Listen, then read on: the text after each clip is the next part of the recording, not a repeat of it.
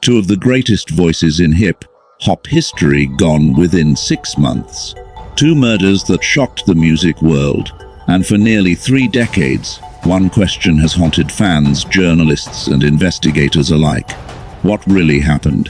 In the mid-1990s, hip-hop was exploding across America.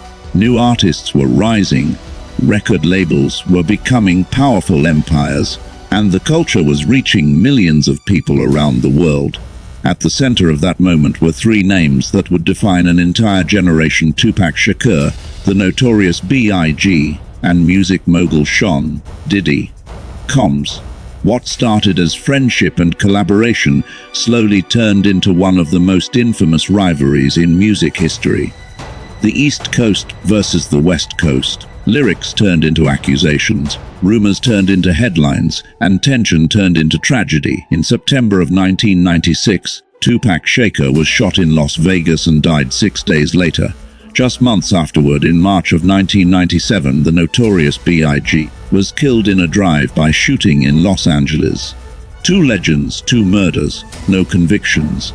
For years, people believed the story was simple, a rap rivalry that spiraled out of control. But decades later, investigators, journalists, and insiders began uncovering new information, hidden reports, forgotten witness statements, and one document that forced people to question everything they thought they knew. Was the truth about these murders hidden in plain sight? Did the rivalry mask something much bigger happening behind the scenes? And how did 3 of the most influential figures in hip-hop become part of one of music's greatest mysteries? Tonight, we revisit the story, the friendships, the betrayal, the rise of an empire, and the document that may have changed everything. The story of hip-hop in the 1990s is a story of brilliance, ambition, culture, and tragedy. It is the story of 2 legendary artists whose voices defined a generation and whose deaths left questions that still echo decades later. At the center of this story are 3 names that shaped the sound and business of rap music forever: Tupac Shakur, the notorious Big, and Sean Diddy Combs. To understand what really happened between these men, we must go back to the beginning, before the rivalry, before the headlines, before the violence. We must go back to a time when hip-hop was still growing into a global cultural force, and when 2 young artists were simply chasing their dreams. Tupac Shakur was not just a rapper. He was a poet, an actor, and a voice for the struggles of young people across America. Born into a politically active family connected to the Black Panther movement, Tupac grew up surrounded by ideas about justice, inequality, and resistance. These influences shaped his worldview and eventually his music. From an early age, Tupac believed that art should speak the truth, even when that truth was uncomfortable. His songs were emotional and powerful. Tracks like Brenda's Got a Baby and Keep Your Head Up showed a level of social awareness that was rare in mainstream rap at the time. Tupac had a way of expressing anger, vulnerability, and hope all at once. Fans connected with him not just because of his music, but because of his authenticity. He felt real. At the same time, on the opposite side of the country, another young artist was emerging from the streets of Brooklyn, New York. Christopher Wallace, better known to the world as the notorious Big, had a completely different style. Where Tupac's voice carried raw emotion and political energy, Biggie's strength was storytelling. Biggie could paint pictures with words. His verses felt cinematic. When he rapped about life in Brooklyn, listeners could almost see the streets he described. His smooth flow and effortless confidence made him stand out immediately. Industry insiders quickly realized that Biggie had the potential to become one of the greatest rappers of his generation. Behind Biggie's rise stood a young music executive with enormous ambition. Sean Combs, who would later become known worldwide as Diddy, had already begun making a name for himself as a producer and entrepreneur. After working at Uptown Records, he launched his own label, Bad Boy Records. Combs understood both music and marketing, and he believed that hip-hop could become a dominant force in mainstream culture. When Diddy discovered Biggie, he knew he had found a star. With the release of Biggie's debut album, Ready to Die in 1994, that belief became reality. The album was a massive success, establishing Biggie as one of the most important voices in rap music. But before the rivalry that would eventually dominate headlines, Tupac and Biggie actually shared a friendship. When Tupac first met Biggie, he immediately recognized the young rapper's talent. Tupac was already gaining fame at the time, and he often offered advice to Biggie about navigating the music industry. The two artists respected each other deeply. They shared stages, collaborated on performances, and talked about the future of hip-hop. Many people who knew them during those early days remember how natural their friendship seemed. They were different personalities, but united by a shared passion for music and storytelling. However, the music industry in the 1990s was becoming increasingly competitive. Record labels were fighting for dominance, regional pride was growing stronger, and the media began to frame hip-hop in terms of geographic rivalries. What started as friendly competition slowly turned into something much more intense. The East Coast, led by New York artists like Biggie and the Bad Boy label, represented the traditional birthplace of hip-hop culture. Meanwhile, the West Coast had developed its own powerful identity through artists associated with Death Row Records and producers like Dr. Dre. As these two scenes grew stronger, the press began portraying them as opposing sides in a cultural battle. But the real turning point came in 1994. That year, Tupac Shakur was involved in an incident that would change the course of hip-hop history. On the night of November 30th, Tupac arrived at Quad Studios in Manhattan to record a guest verse. As he entered the building's lobby, armed attackers confronted him. Shots were fired. Tupac was hit multiple times. Miraculously, he survived, but the experience left him shaken and suspicious. Tupac believed that people in the New York rap scene might have known about the attack before it happened. Among those he suspected were individuals connected to Bad Boy Records. Although there was never definitive proof linking Biggie or Diddy to the incident, Tupac's perception of betrayal transformed his feelings toward former friends. Trust had been broken, and once that trust disappeared, the rivalry between Tupac and Biggie escalated rapidly. What had once been a friendship began turning into one of the most infamous conflicts in music history. Over the next few years, the tension between East Coast and West Coast artists grew stronger. Interviews, magazine articles, and radio shows amplified every rumor and disagreement. Fans began choosing sides. The media fed the narrative, turning the rivalry into a spectacle. But beneath the headlines, something far more dangerous was developing. Because in the world of hip-hop during the 1990s, music, business, and street culture often overlapped in complicated ways. When personal conflicts mixed with powerful egos, enormous money, and public attention, the consequences could become deadly. And as the rivalry intensified, few people could have predicted how tragic the outcome would become. Within just a few years, both Tupac Shakur and the notorious B.I.G. would be dead. Their murders would remain unsolved for decades, and the mystery surrounding those deaths would eventually lead investigators, journalists, and fans to re-examine every detail, including a document that many believe changed the way people understand this entire story. But before that document surfaced, the feud between these two artists would reach a level of hostility that few in the music industry had ever seen. And once it did, there was no turning back. After the shooting at Quad Studios in 1994, the relationship between Tupac Shakur and the notorious B.I.G. was never the same again. What had once been a friendship built on mutual respect slowly transformed into suspicion, anger, and eventually open hostility. For Tupac, The experience of being shot 5 times inside a building filled with people he believed were connected to the music industry was deeply personal. While recovering from his injuries, he began speaking publicly about his belief that people in the New York hip-hop scene had betrayed him. Even though there was no evidence proving that Biggie or anyone at Bad Boy Records had any involvement, Tupac's perception of events shaped the way he approached the conflict from that moment forward. During interviews, Tupac expressed disappointment that Biggie and Diddy had not warned him about potential danger. In Tupac's mind, their silence felt like betrayal. From the outside, it appeared that misunderstandings and rumors were escalating into something far larger than any single incident.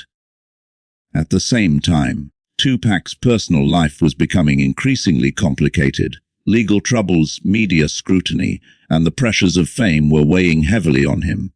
In 1995, Tupac was sentenced to prison on charges related to sexual abuse. While serving time, he felt isolated from much of the music industry that had once supported him. It was during this period that a powerful figure from the West Coast entered the story. That figure was Suge Knight, the controversial CEO of Death Row Records. Knight saw Tupac not only as a talented artist, but also as someone who could strengthen the West Coast's position in the rapidly growing rap industry. Suge Knight arranged for Tupac's release from prison by paying his bail, reportedly amounting to millions of dollars. In return, Tupac signed with Death Row Records, a label already home to some of the biggest names in West Coast hip-hop. With Tupac now aligned with Death Row, the rivalry between East Coast and West Coast rap intensified dramatically. Death Row Records represented a powerful West Coast movement that included artists like Dr. Dre and Snoop Dogg. Meanwhile, on the East Coast, Bad Boy Records and Sean Combs were building their own empire around the notorious Big.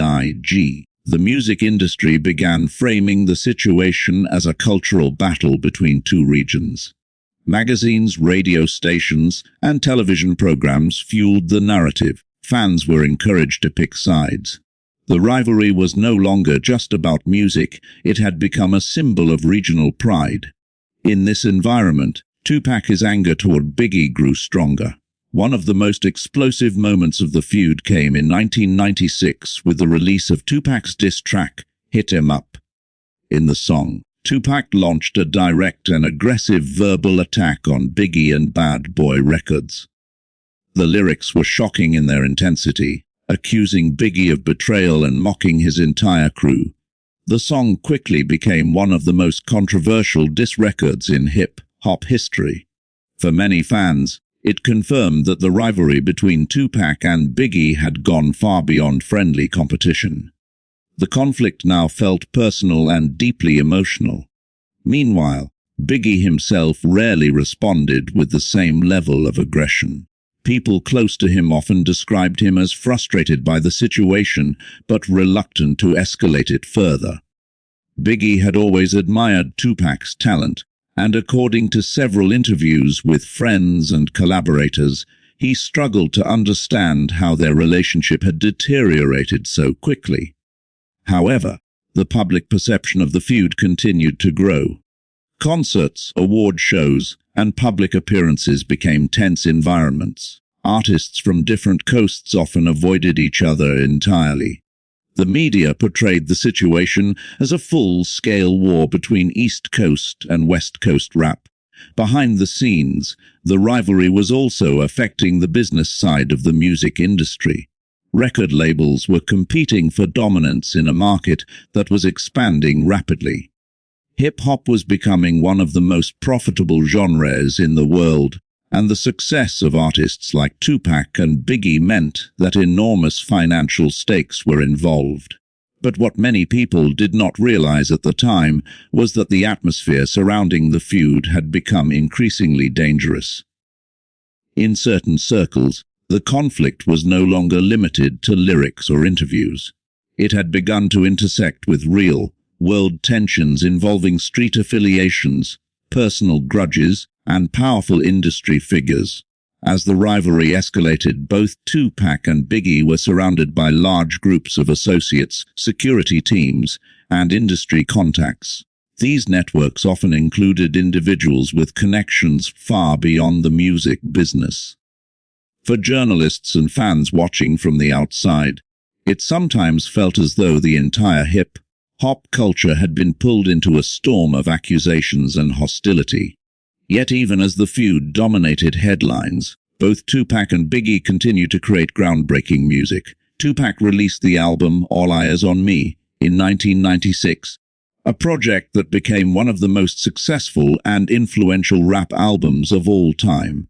The record showcased Tupac's versatility as an artist, combining aggressive tracks with introspective songs about life, struggle, and ambition.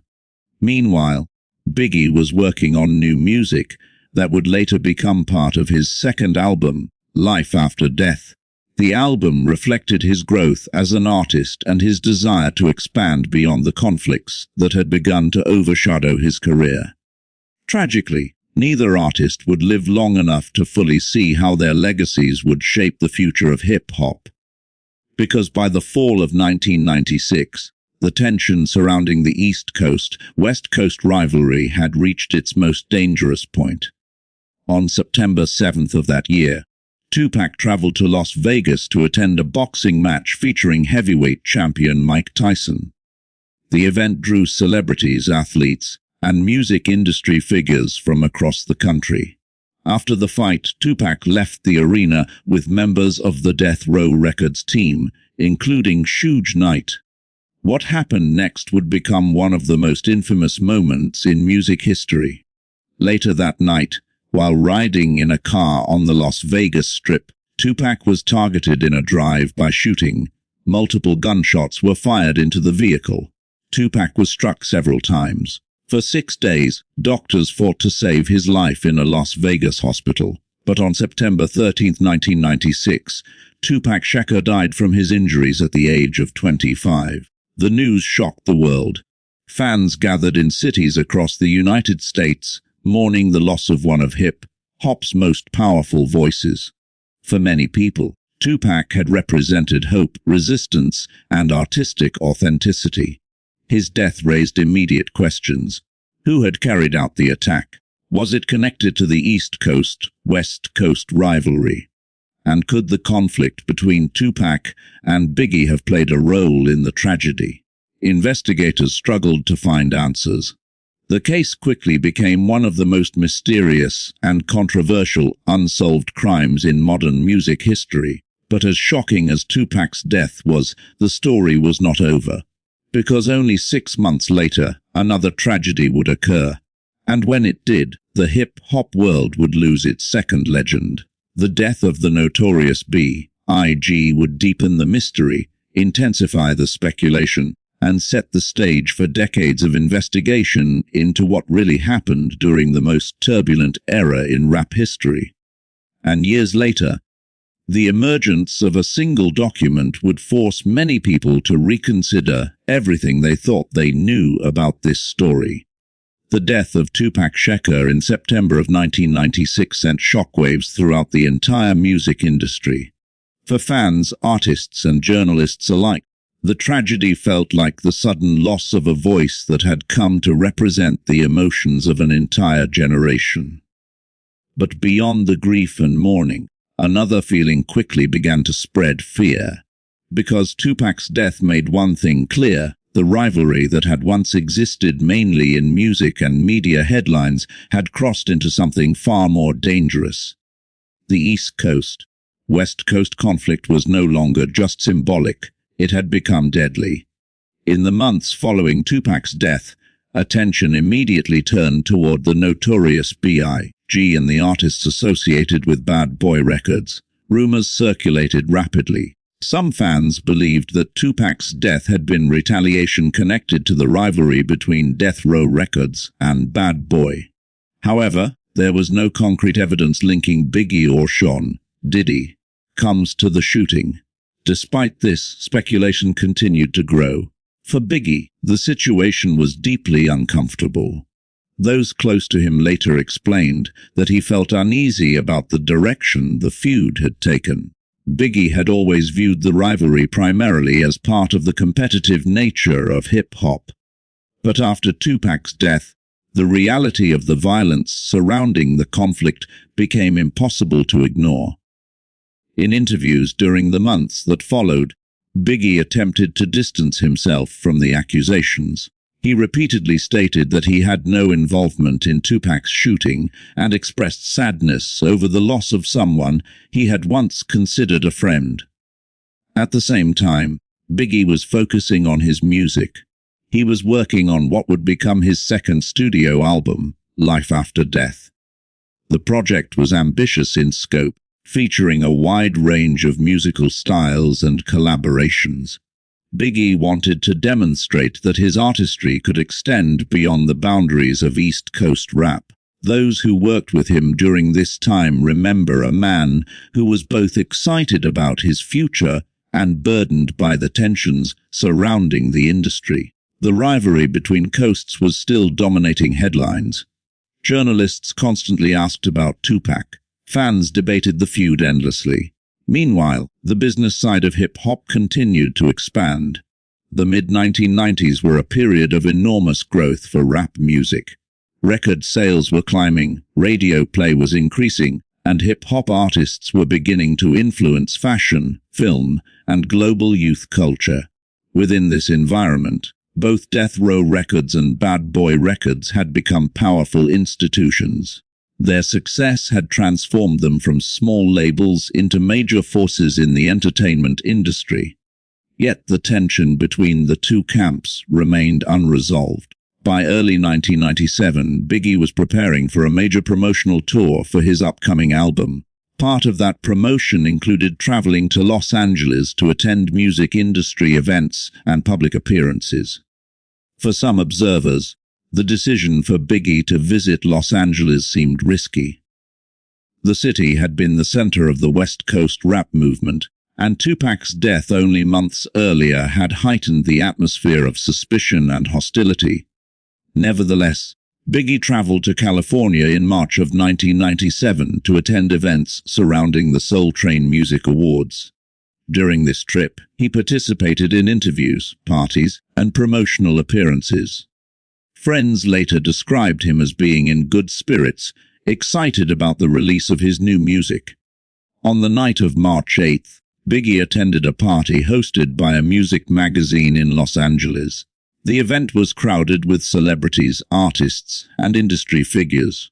Shortly after midnight, Biggie and members of his team left the party and began traveling through the streets of Los Angeles in a convoy of vehicles. As their cars waited at a red light, another vehicle pulled up beside them. Moments later, gunshots rang out. The shots were fired directly into the car carrying the notorious Big. Biggie was critically wounded. Emergency responders rushed him to a nearby hospital, but the injuries were too severe. In the early hours of March 9, 1997, Christopher Wallace, the notorious Big, was pronounced dead at just 24 years old. The news stunned the music world. Within 6 months, the two most famous figures in hip-hop had both been killed in drive-by shootings. Fans struggled to comprehend the tragedy. For many people, it felt as though an entire era of music had ended in violence. Immediately, investigators began searching for answers.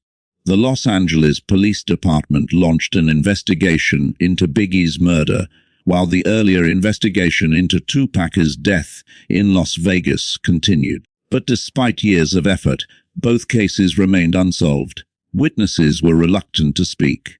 Evidence was limited, and the complexity of the situation made it difficult for authorities to determine exactly who had been responsible. Over time, numerous theories began circulating. Some believed the murders were connected to the East Coast-West Coast rivalry. Others suggested that the crimes might have involved individuals from street gangs operating in Los Angeles and Las Vegas. Journalists, authors, and independent investigators spent years examining every available piece of information. Books were written. Documentaries were produced. Former associates of Tupac and Biggie gave interviews offering their own perspectives on what had happened. Yet despite all this attention, the truth remained elusive. The deaths of Tupac Shakur and the notorious B.I.G. became two of the most famous unsolved cases in entertainment history. But decades after the shootings, something unexpected happened. New information began to emerge. Investigative journalists and former law enforcement officials started re-examining old records connected to the cases. Among those records were reports, witness statements, and legal documents that had been largely overlooked during the original investigations. One particular document attracted significant attention. It was not a confession. It was not a direct piece of evidence linking a suspect to the crime scenes. But it contained details that suggested investigators might have been looking in the wrong direction for years. The document raised questions about relationships between individuals in the music industry, law enforcement, and street organizations operating during the 1990s. For some researchers, this document represented a potential breakthrough. For others, it simply added another layer to an already complex mystery. But one thing was certain. The emergence of this document forced journalists and investigators to reconsider many of the assumptions that had shaped the narrative surrounding the deaths of Tupac and Biggie. And as more information surfaced, the story began to look far more complicated than anyone had originally believed. Because the truth about what happened during the most turbulent era in hip-hop history might not lie in a single moment of violence. Instead, it might be hidden within a network of relationships, rivalries, and decisions that stretched far beyond the music itself. And at the center of that network were powerful figures whose influence reached deep into both the entertainment industry and the streets. Understanding the significance of that document would require revisiting the events of the 1990s with a completely new perspective. And doing so would lead investigators into some of the darkest corners of the hip-hop world. For years after the deaths of Tupac Shakur and the notorious B.I.G., the world of hip-hop was haunted by unanswered questions. Fans demanded justice. Families demanded answers. Journalists continued searching for the truth. But the investigations into both murders moved slowly. In the case of Tupac's death in Las Vegas, authorities struggled with limited cooperation from witnesses. The environment surrounding the case was complex, involving individuals connected to the music industry, local gangs, and powerful figures whose influence extended far beyond entertainment. Meanwhile, the investigation into Biggie's murder in Los Angeles faced its own difficulties. Detectives initially pursued several leads, but progress was inconsistent. Over time, frustration grew among both investigators and the public. As the years passed, some people began to believe that the truth might never fully emerge. However, the early 2000s brought renewed attention to the cases. Journalists and independent investigators began reviewing previously overlooked files. Among these materials were internal reports, police documents, and witness statements that had not received significant attention during the original investigations. One particular set of documents attracted intense interest. These documents contained references to individuals associated with street organizations in Los Angeles and Las Vegas, groups that had long been rumored to have connections to certain figures in the music industry during the 1990s. Some investigators began to suspect that the murders of Tupac and Biggie might not have been simple acts of retaliation between rival artists. Instead, they considered the possibility that the crimes were connected to a broader network of relationships involving music executives, security personnel, and gang members who operated within the nightlife and entertainment scenes of both cities. The documents suggested that several individuals present at key events surrounding the murders had connections that had never been fully examined. For example, Reports referenced known gang affiliates who had been seen in proximity to Tupac shortly before the shooting in Las Vegas.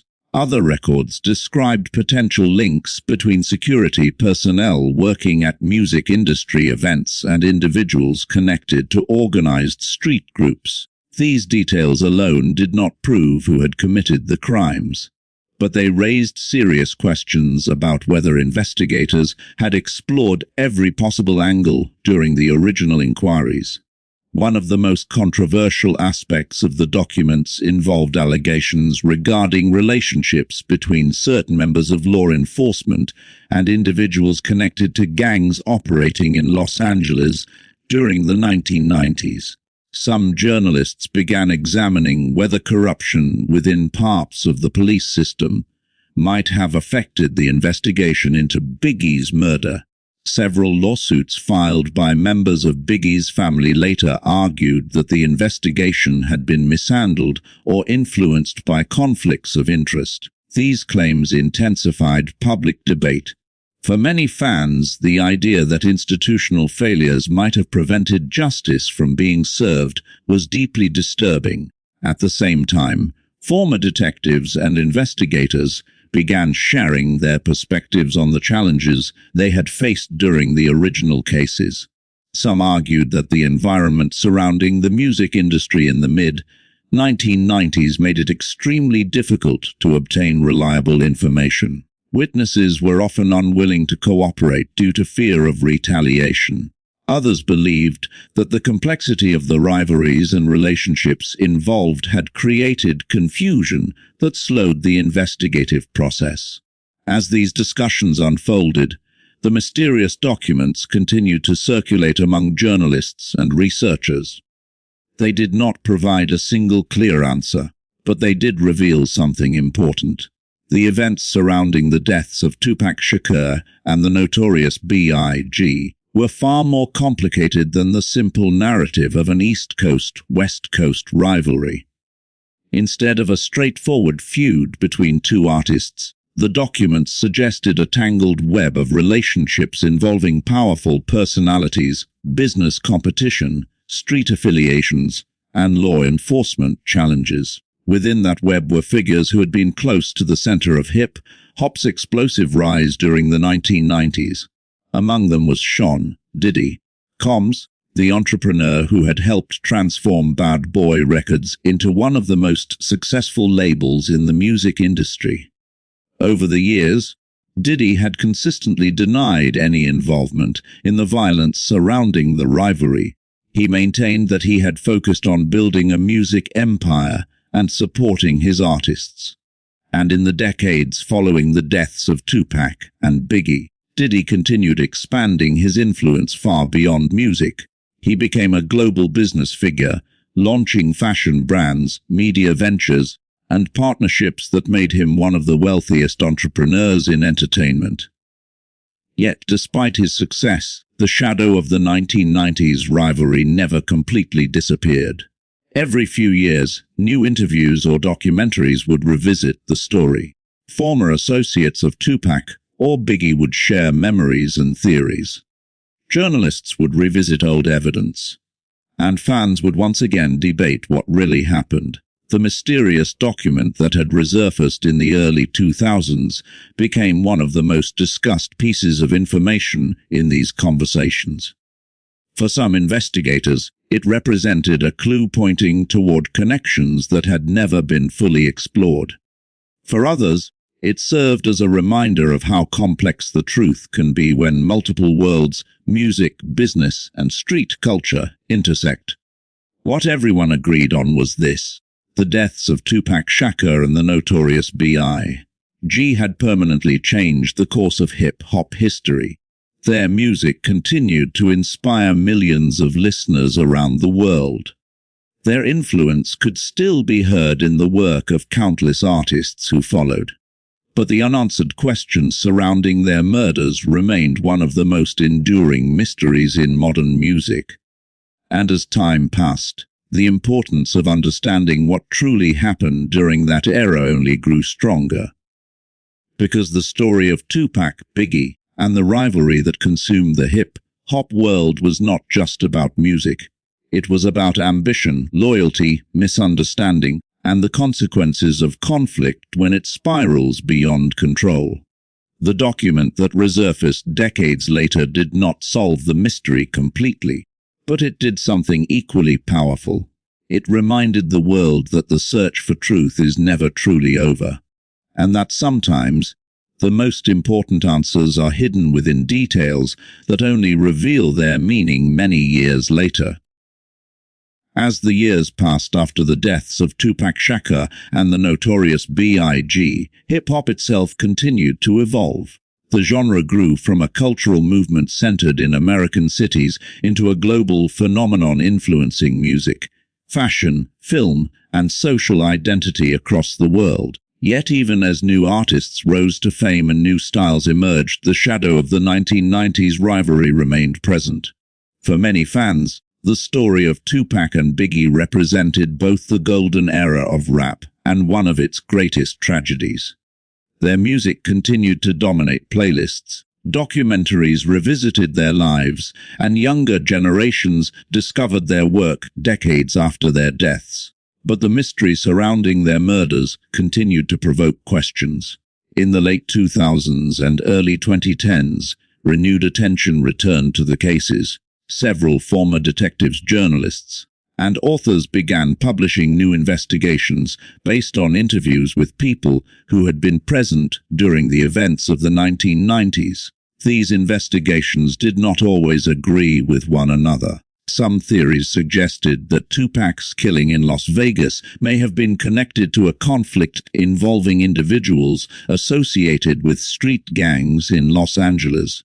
Others believed the attack might have been retaliation related to an earlier altercation that occurred on the night of the boxing match attended by Tupac and members of Death Row Records. At the same time, the investigation into Biggie's murder in Los Angeles continued to generate speculation. Certain journalists argued that the shooting might have involved members of a gang operating in the city during the 1990s. Some investigators suggested that the killing could have been retaliation connected to Tupac's death. But again, the available evidence remained incomplete. Over time, what became clear was that the environment surrounding hip-hop in the mid-1990s had been far more complicated than many people realized at the time. The music industry was growing rapidly. Millions of dollars were being invested in artists, labels, and promotional campaigns. Powerful personalities competed for influence within an industry that was expanding faster than anyone had predicted. At the same time, many artists maintained connections to communities where street culture played a significant role in daily life. The intersection between these worlds, entertainment, business, and street networks, created a complicated landscape in which loyalty, reputation, and power often carried enormous weight. Understanding this environment was essential for investigators attempting to reconstruct what had happened during the final years of Tupac and Biggie's lives. As more interviews emerged, certain themes appeared repeatedly. Many people who had known both artists described them as far more similar than the media narrative suggested. Despite their differences in personality and style, Tupac and Biggie shared a deep commitment to their craft. They were storytellers, they were innovators, and they both believed that hip-hop could become something much larger than a local music scene.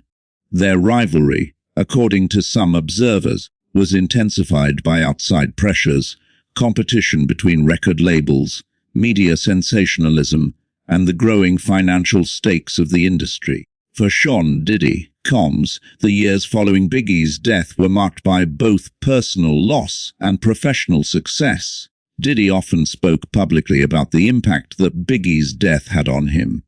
In interviews, he described losing not only an artist, but also a close friend whose talent had helped build Bad Boy Records into a powerful force within the music business. At the same time, Diddy continued expanding his career. He became one of the most recognizable entrepreneurs in entertainment, launching clothing lines, producing television projects, and collaborating with artists across multiple genres.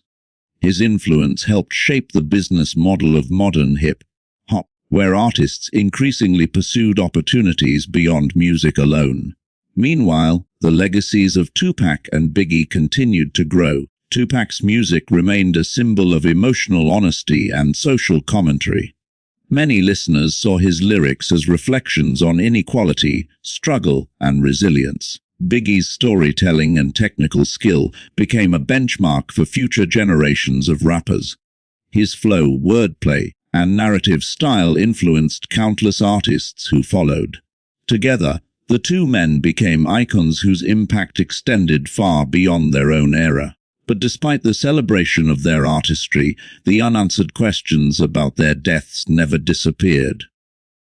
Every new interview, every documentary, and every newly discovered document added another layer to the ongoing search for the truth. The mysterious document that investigators had examined years earlier continued to circulate among journalists and researchers studying the cases. While it did not provide definitive answers, it highlighted connections that had not been fully understood during the original investigations. These connections suggested that the story of Tupac and Biggie might involve far more than a simple rivalry between two artists. Instead, it appeared to be part of a broader narrative involving powerful institutions, personal relationships, and the rapid transformation of hip-hop into a global industry. As new generations discovered the music of Tupac Shakur and the notorious B.I.G., they also inherited the questions that surrounded their lives. Why did the conflict escalate so dramatically? Could the tragedies have been prevented, and what lessons could the hip-hop community learn from the events of that era? For many artists who came after them, the answers were clear. The deaths of Tupac and Biggie served as a warning about the dangers of allowing competition and pride to evolve into hostility. In the decades since their passing, many figures within hip-hop have worked to promote unity between artists from different regions and backgrounds. Collaborations across cities and countries have become common. The global hip-hop community now recognizes that the culture is stronger when artists support one another rather than compete through conflict. Yet the emotional power of Tupac's voice and the storytelling brilliance of Biggie continue to remind listeners of what was lost during that turbulent time. Two extraordinary artists, two voices that helped define a generation, and two lives that ended far too soon. But even as their music continues to inspire millions around the world, the search for the full truth behind their deaths remains unfinished. And that search, driven by journalists, investigators, and devoted fans, ensures that the story of Tupac, Biggie, and the rivalry that changed hip-hop will never be forgotten. As the decades passed, the story of Tupac Shakur and the notorious B.I.G. transformed from a breaking news tragedy into one of the most studied chapters in the history of music. Documentaries revisited the events. Books explored the details. Journalists continued asking the same haunting questions. What really happened during the final years of the 1990s hip-hop rivalry? And why did two of the most influential voices in music history lose their lives within just 6 months of each other? For investigators and researchers, the mysterious document that resurfaced years later served as a reminder that the truth behind complex events rarely appears all at once. Instead, it emerges slowly, piece by piece, interview by interview, detail by detail. The document itself did not contain a single dramatic confession or a simple explanation for the tragedies that shook the music world. But it highlighted connections and relationships that had previously been overlooked. It showed how the environment surrounding hip-hop during the mid-1990s was shaped by many different forces. There were record labels competing for dominance in a rapidly expanding industry. There were artists trying to protect their reputations in a culture where loyalty and respect carried enormous importance. There were journalists and media outlets amplifying conflicts for headlines. And there were communities where music, business, and street life sometimes overlapped in ways that were difficult to separate. All of these factors combined to create a situation where misunderstandings could quickly escalate into something far more dangerous. For Sean Diddy, the years after the tragedy became a period of reflection and transformation. As the founder of Bad Boy Records, he had helped build one of the most successful hip-hop labels in the world.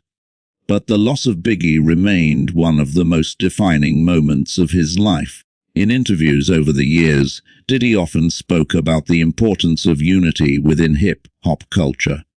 He emphasized the need for artists to learn from the past, rather than repeat the conflicts that had once divided the community. And while debates about the events of the 1990s continued, Diddy's career expanded far beyond music.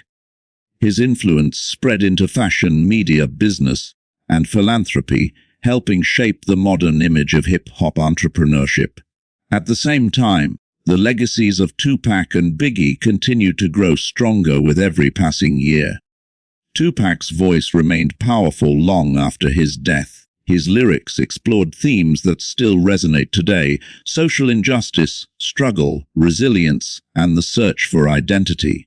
Many listeners saw Tupac not just as a rapper, but as a cultural thinker whose words reflected the realities of life in marginalized communities. Meanwhile, Biggie's music became a blueprint for lyrical excellence in hip-hop. His storytelling ability, smooth delivery, and effortless charisma set a standard that countless artists have tried to match. Songs from his albums continue to be studied by musicians and producers who admire the technical brilliance of his work. Together, Tupac and Biggie represent two different but equally important expressions of hip-hop's creative power. One voice filled with emotional intensity and political awareness. The other defined by narrative mastery and lyrical precision. And despite the rivalry that once divided them, their legacies now stand side by side as pillars of hip-hop history. The tragedy of their deaths forced the entire music industry to confront difficult questions about the consequences of unchecked conflict. Many artists who rose to fame in the years after the 1990s openly acknowledged the lessons learned from that era. Instead of fueling rivalries between regions, they embraced collaboration. Artists from New York worked with producers from Los Angeles. Rappers from Atlanta collaborated with musicians from international cities.